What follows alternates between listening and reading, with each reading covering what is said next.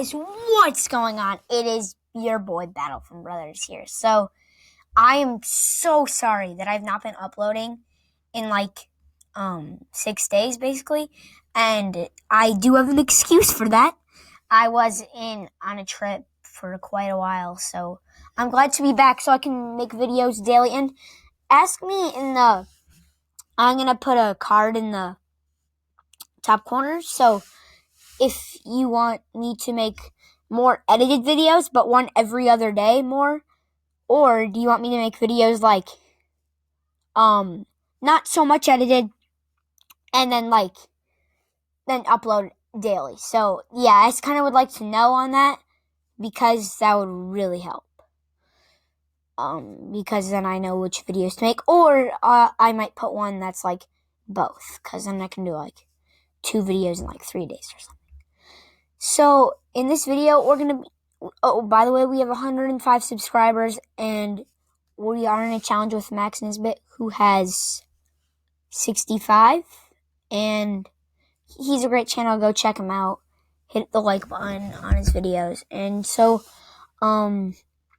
we have so much news to cover in this video, so we're just gonna go straight to the Battlefront forums, and we will jump right on into it, boys. Okay, so why do I have odds? Okay, so basically getting a giant update tomorrow, and I said tomorrow. So the Age of Rebellion update, incoming transmission. The Age of Rebellion update arrives tomorrow, February 26th, and with it, a great selection of new content. We've got Age of Rebellion co-op locations, 7 in total. That seems pretty good. 2 new reinforcements. Wow, I actually did not think we would get new reinforcements for a while, but I guess we did. In the form of Ewok Hunter and ISP Agent. 4 new blasters. Wow. That is probably the best, except for the next one. 4 capital ships for co-op. That's the biggest part for me, and the blasters. They're tied. Hero improvements, AI upgrades, and 2 new heroes versus villain maps. It's packed. Wait, what? It's a packed month for Star Wars Battlefront 2. Let's dive straight in. So, Age of Rebellion update coming in February 2020. February begins our focus on the Age of Rebellion. We know this has been a greatly requested update for our community, and it's going to be a big one. Now that we're heading back into the original trilogy, we thought it was time to bring a couple of new reinforcements to the roster, both of which will be classed as infiltrators. So the Ewok Hunter and the ISB Agent will both be infiltrators. So I'm actually kind of surprised. Well, I'm not so much surprised, but I'm a little surprised that we're getting an Ewok Hunter, an Ewok, sorry. And this is not this is for the good guys. It might sound like you're made for hunting the Ewoks. That's at first, when I saw on the Battlefront forums, I'm like, what? The Ewok Hunter? What? I'm like, that didn't make so much sense. So yeah. So joining the rebellion will be the Ewok Hunter, reinforcement option we know that many of you have been talking about since first released, Ewok Hunt, back in 2018. The Ewok Hunter is a cunning bundle of fur that hunts its prey with bow, spear, and wisties. The Ewok Hunter's primary weapon will be its hunter bow, which has dual firing modes. When the bow uses its default zoom, i.e. no zoom, it will pick out targets for you to fire at, similar to Lando's Deadeye, which is not even true because Lando does not have a Deadeye, he has a sharp shot, which I think they're referring to that ability. Lando's sharp shot ability, and I will correct their mistake. When zoomed in, you'll have a manual aim control for far greater control, and the ability to hold your draw longer to increase maximum speed and damage. When firing the bow, the Ewok Hunter does not appear on scanners. Should the Ewok Hunter find himself in a situation that requires more damage and resistance, the ability Valiant Horn comes into play. Blowing the corn will not only improve their attacks, but will also grant them additional damage resistance. Be warned, though while Valiant Horn is active, the Ewok Hunter will constantly appear on enemy scanners. Also, their disposal will be their trusty Wisties pouch. Bring a little bit of Endor with you no matter which battlefront you're on, and throw these fierce fire sprites towards a nearby enemy to disrupt and inflict burn damage to them. Active Hunter's instinct, an Ewok Hunter will draw upon their natural instincts, allowing them to uncover and single out weakened opponents. So I guess that's what they'll look like, the Ewok Hunter. And I wonder how much health they're gonna have. That would be interesting to know, because the Ewok Hunter, this is just a guess, but you might watch this video tomorrow or like when the update drops, but I'm gonna guess they have like around 300, maybe like 290. Like maybe they'll have like 320 like the Wookiee Warrior. Or maybe even 350 because all the infiltrators have that amount. So moving on, we have the ISB agent. For the Galactic Empire, the ISB agent will be joining the ranks, providing the Empire with their first opportunity of dual-wielding character. Armed with 2 RK-3 blasters, the ISB agent is skilled in intelligence gathering and close combat, working tirelessly to rout the enemies of the Empire. Oops, that was a very bad mistake.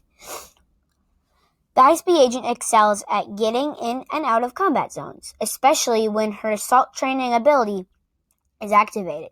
While the effects of assault training, the ISB agent will benefit from increased sprint speed, during which she gains an overall damage reduction.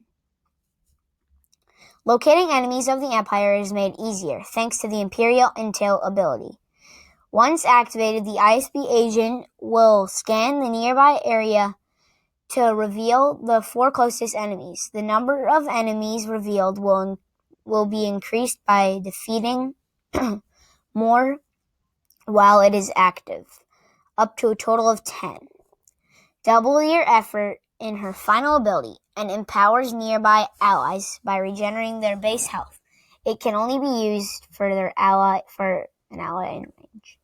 So I think the ISB agent, and this is just a guess, I think it's going to be kind of like a commando droid, but it's going to have more of a support role. So I think like the ISB agent it will have abilities like similar, like a commando droid's more like attack and go out like they are, and they'll probably have like a scanner ability, like I assume they'll have a scanner and like 2 scanner abilities, but one's like more effective or does something else. Like, I think they already told us. But anyways, I think, like, she'll work more like a commando droid. That's, in my opinion, but just more support-based. And I think she'll have 350 health. That's a guess. So, Age of the Rebellion Co-op. The Age of Rebellion Co-op will be coming to Co-op with a total of 7 locations. We're particularly excited about bringing both Kessel and Jabba's Palace to Co-op. And by the way, I am actually kind of happy about that because those 2 maps are barely ever used, except in like Extraction and like HVV, and I think Hero Showdown. But equally so as to be returning to the likes of Tatooine, Death Star 2, and other favorites. The full list of the maps. So we have Yavin 4, Death Star 2, which says Yavin, but I don't know, Yavin 4. Death Star 2, Endor, Hoth, Tatooine, Kessel, and Jabba's Palace. So I'm kind of wondering how they're gonna use Death Star 2 and Hoth. That I wonder how they're gonna have that play out, because I think they'll use there's only one Death Star 2 map, so they'll use it I think they'll use it more like the Galactic Assault. Okay, I think there's only the Galactic Assault type. Okay, I'm kind of dumb in that situation, but okay.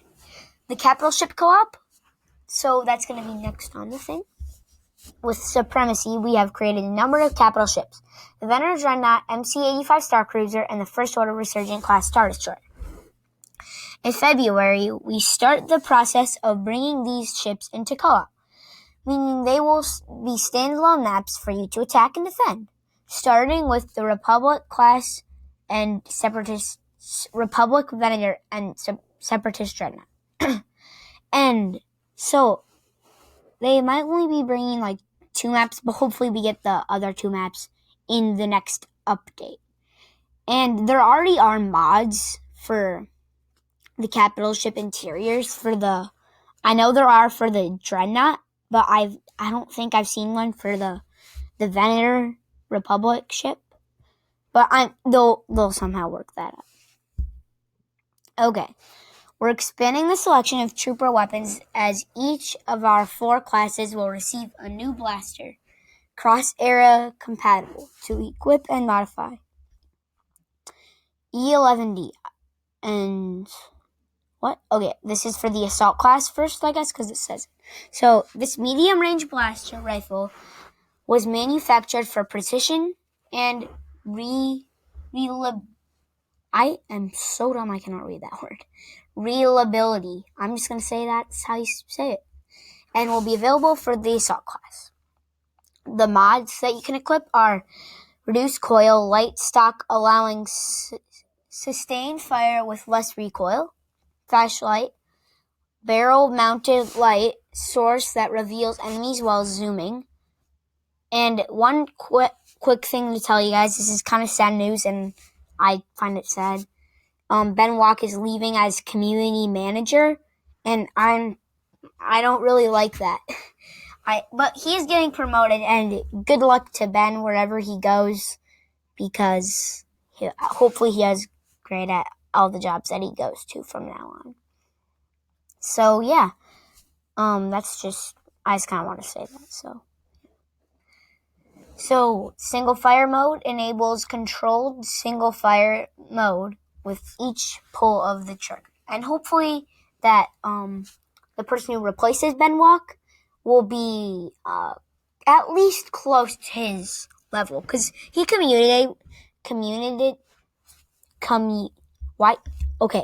I cannot say that word. Communicated with us very well. So hopefully this guy does at least pretty much the same. I mean, it doesn't have to be exactly, because Ben Walk was really good. So he doesn't have to be exactly good, but just to be at least okay. Okay, so unlock defeat 50 enemies as the assault class in co-op. Mods unlock get 25/75/100 kills using the E11D. So that's how you unlock them. Like the first one, you get 25, 75, and 100. So yeah, that's how you unlock the mods for that one. The next one is for the heavy, I guess. Who is this for? Okay, it's a pistol, so it's probably for I'm gonna guess it's for the officer, because all the officers has pistols.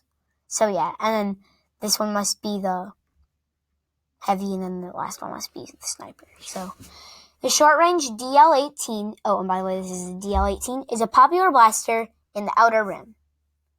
While slightly less powerful than its heavier counterparts, it makes up for that with a faster fire. The available mods are improved cooling, overheating, barrel extension that disappears heat while allowing more bullets to be fired before. Reduce spread. What? Like reduce spread. Oh, I was reading the bottom and I'm like, the last one too. So rangefinder that calculates distance during sustained fire to compensate weapon spread. Repeating mode enables the blaster to consistently fire by keeping the trigger pulled.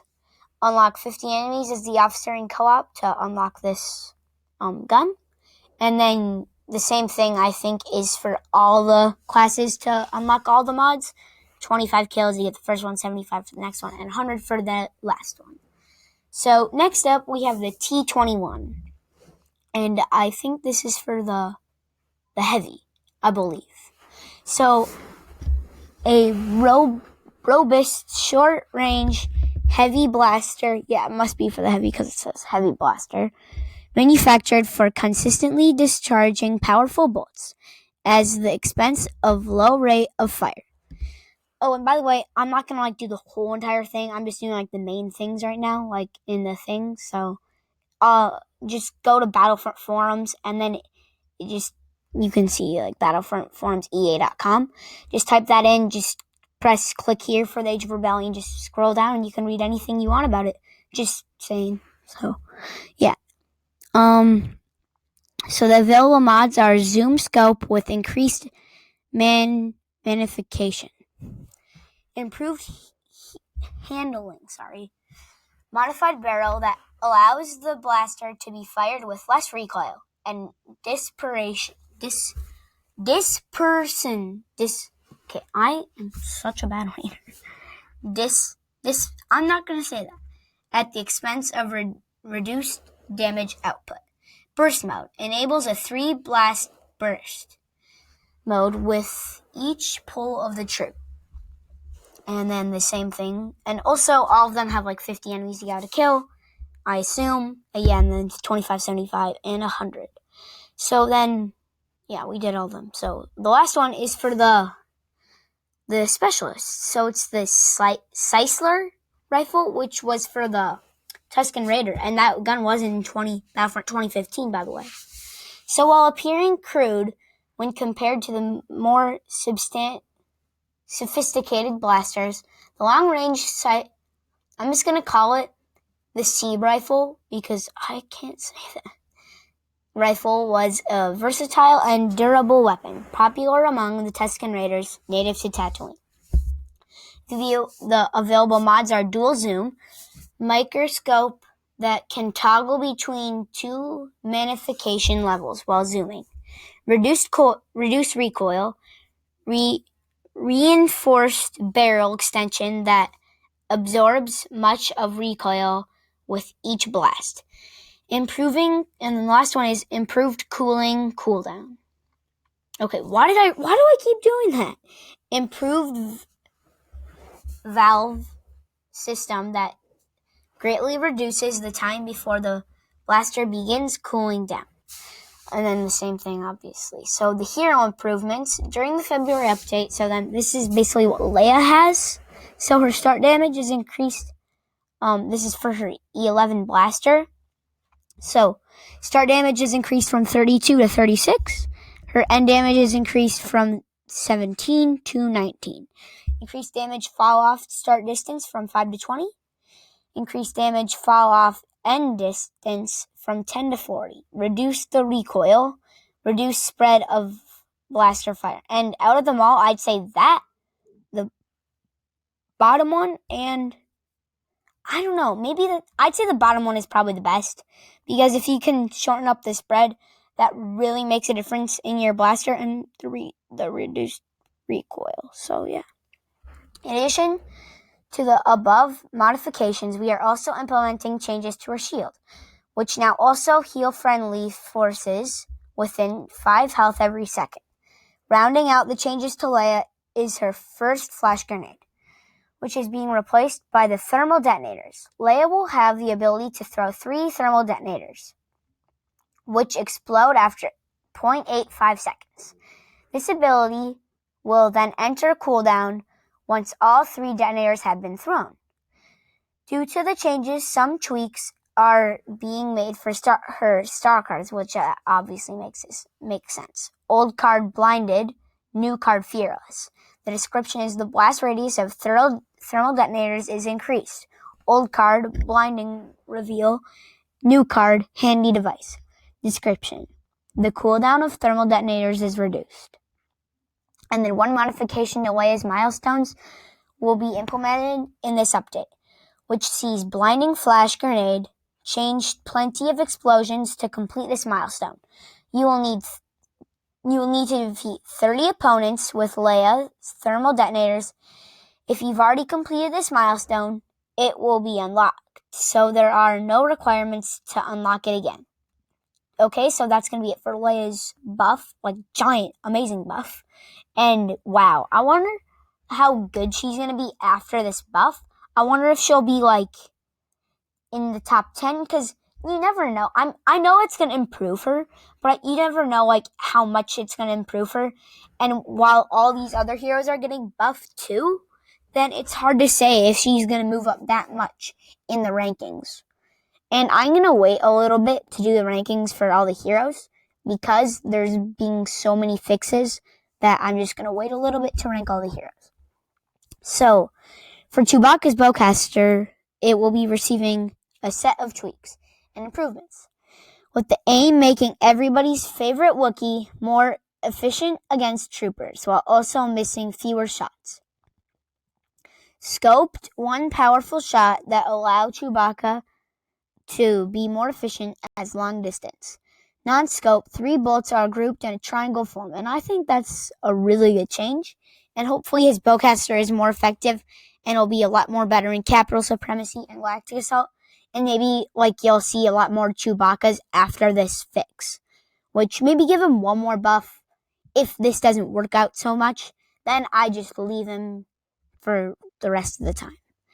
Unless like there's like a passive ability that's get added, like passive health on kill. So, and then the last one I think to Chewbacca is while using Furious Bowcaster, scooped 5 bolts in a cross tighter than not scoped. Non-scope, 5 bolts in a large circle. Okay, so that actually seems really good. So then there's a couple of auto player things. So in January we made an update to our auto players to allow them to play as Jordica in both co-op and instant action. In February, the auto players will be updated further as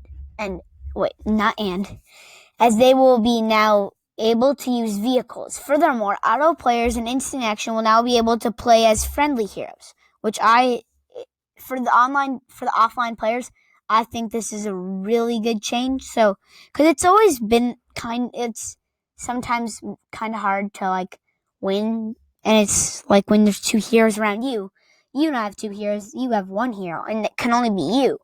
So like, yeah, I think that's a great change. Furthermore, auto players, okay, I just read that. You'll be able to run into battle side by side with somebody your favorite heroes. We will be implementing auto player squads with instant action, allowing you to squad up with the AI. This brings with it the ability to spawn on them, allowing you to get back into the action even quicker. So, I mean, that's pretty good. I just kind of wish you could spawn on everybody. And maybe if it would be good if like you could spawn on the objectives, and if it was contested, you would go like further away.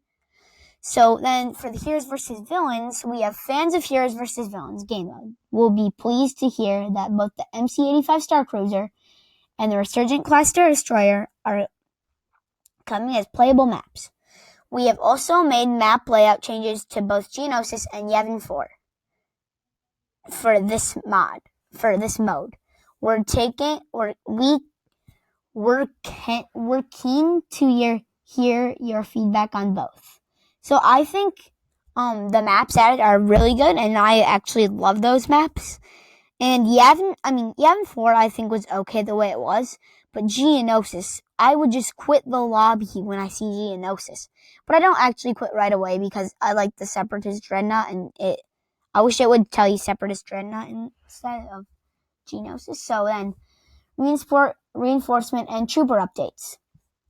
With this update, that's a misspelled word. They put a capital I in the middle of within. Oh, I don't think anybody else would have noticed that. Okay. Within this update, we will be making some improvements to a number of Age of Rebellion reinforcements.